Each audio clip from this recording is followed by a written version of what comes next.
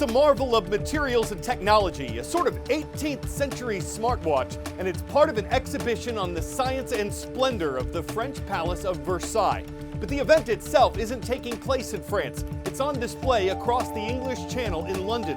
And if you're wondering what a watch commissioned in the 1700s could do, its complications are amazing even by today's standards. It has a thermometer, a stopwatch, a perpetual calendar that accounts for leap years. It winds itself and can sound out the time by the minute if you want it to. Plus, it's done something no battery-powered watch has ever accomplished. It's lasted for 200 years. That brings us to the Versailles part. The watch was ordered in 1783 from Swiss maker Breguet, a company that's still around, and it was designed for the last French queen, Marie Antoinette. But she never carried it because her execution in 1793 came years before the watch was even finished. Still, considering the amount of gold it has instead of brass, the platinum used for the weight that winds it, the rock crystal face that replaced what would have been glass, the watch remains as an opulent relic truly fit for a queen.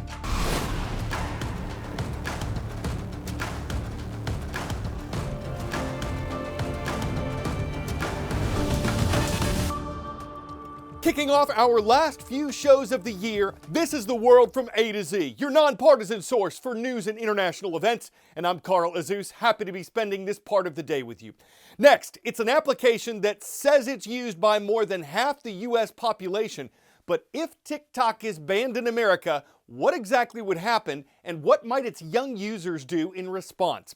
Our December 10th show at worldatozorg reported on the company's attempts to stay online in America and how the courts so far have ruled against it, why TikTok says it should stay legal, and why the U.S. government says it shouldn't unless it finds an American buyer. The deadline for that is in January. And though President Joe Biden signed the law that set the date, he could offer the company more time to sell its U.S. operations. So could President-elect Donald Trump, who will be sworn in a day after TikTok's deadline. He said during his 2024 campaign that he did not support the ban. But how would it work anyway, and what might teenagers do afterward? TikTok continues to fight a law signed by President Joe Biden in April that requires it to divest from Chinese-based parent company ByteDance by January 19, 2025, or be banned in the U.S. If the law takes effect, U.S. app stores and internet services could face hefty fines for hosting the app and its updates. That's what keeps it running smoothly. So after a certain point, if you're not getting updates to TikTok, it's basically going to stop working. And that could prompt a shift in where users spend time online, especially younger users whose preferences change. One of the things that is constant with the work that we do with teens is just acknowledging that the social media landscape can change, and sometimes swiftly. Monica Anderson of the Pew Research Center says their survey of teens ages 13 to 17 found nearly half say they are online almost constantly. YouTube is the most widely used and visited platform among teens, and about 6 in 10 visit TikTok every day. Some TikTok users have started to lean into similar platforms like Meta's Instagram Stories, but could eventually see change among the big U.S.-based tech companies, who CNET technology reporter Abrar Al-Hiti says are facing their own government pushback because of their size and influence. They're not going to be banned, but they are facing some pushback as well. So it is an opportunity for American companies to potentially step in and fill the void, but it's still, they're still facing scrutiny for other reasons too. Word and knowledge. Which of these acts was passed in 1767, triggering angry protests in the 13 British colonies? Currency Act, Stamp Act, Townshend Acts, Tea Act. The British taxes passed in 1767 were known as the Townshend Acts, and while they were repealed, the Tea Act that followed also angered colonists.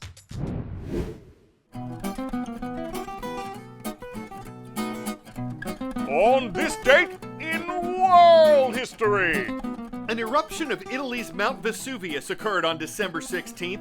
It wasn't the infamous blast that buried Pompeii in the year 79 AD, but the one that started on this date in 1631 was still incredibly destructive, killing several thousand people as it wiped out villages near the volcano. One of the most famous parties in American history was held on December 16th in 1773. It wasn't a celebration. It was a protest by American patriots who were fed up with the British for taxation without representation. That included a tax on tea. So some of the patriots dressed up as Mohawk Indians, boarded ships in Boston Harbor, and dumped 342 chests of tea from the British East India Company into the water. The act of defiance that became known as the Boston Tea Party and the response from Britain were sparks that helped ignite the American Revolution. And on this date in 1944, the Battle of the Bulge began in World War II. It was one of the last major German offensives of the war. It lasted for more than a month in the forests of Belgium and Luxembourg, and the ultimate result was an Allied victory, forcing Nazi Germany to retreat. Coming out of a segment that included the Revolutionary War, we're shouting out the Minutemen. First today, Mrs. Ziegler's class is watching from Cocoa Beach Junior-Senior High School. It's in Cocoa Beach, Florida. From the bluegrass state of Kentucky, we welcome Adair County Middle School today. Miss Magaha's class is with us. Finally, we've got some Panthers on the prowl. Mr. Conley's class is online in Centralia, Kansas, home of Centralia Junior High School.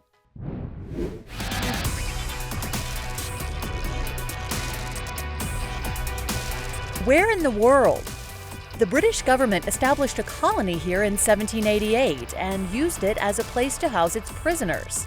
It got its independence in 1901 and is considered both a country and a continent.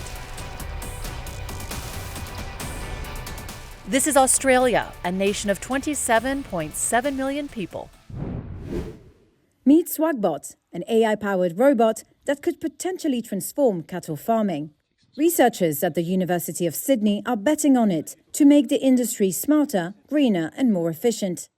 Once the cattle are used to the robot, they will follow the robot around.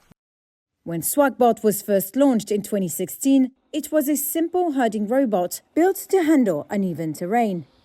Now packed with sensors, AI and machine learning, Swagbot can check the health, type and density of pastures and even keep an eye on the cow's health. Using data to autonomously herd cattle to the best pastures, it can move them before land is overgrazed and soil becomes degraded. Farmers constantly assess how many animals their land can support. However, many have little control over where the animals graze within large enclosed areas.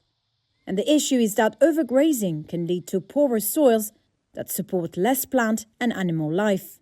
It allows us to assess our paddocks in real time in a much more detailed way than what you can now, particularly if you've got cattle like we do who are pregnant and therefore need a higher quality pasture to aid them through that pregnancy bit.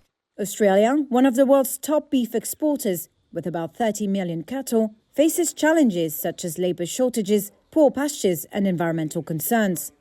And Professor Sukarie believes that robotics and automation could be key to overcoming these challenges.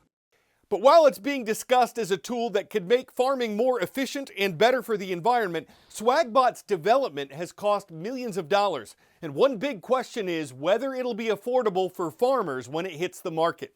Initially, developers said their goal was to get its price down to around $23,000, but that was before a lot of the new technology was added. So the final costs of buying and maintaining Swagbot, which aren't yet available, could be the biggest factor in whether it succeeds.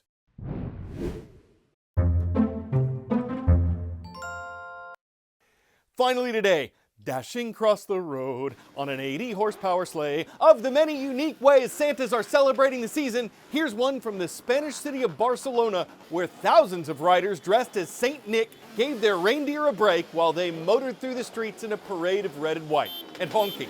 What's become an annual Christmas tradition here has caused a bit of controversy. It's not approved by the city itself, and some critics say it pollutes and impacts traffic.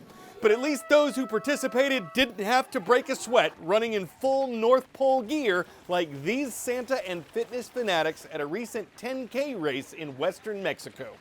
Some will ride or take it in stride when bringing in cheer at this time of year. Some races have legs or put boots on pegs, but they both find ways to slay without sleighs. They step up or rev up ho-ho holidays. With fast wheels or feet spinning down the street, it's a fantastic sight that brings all a good night.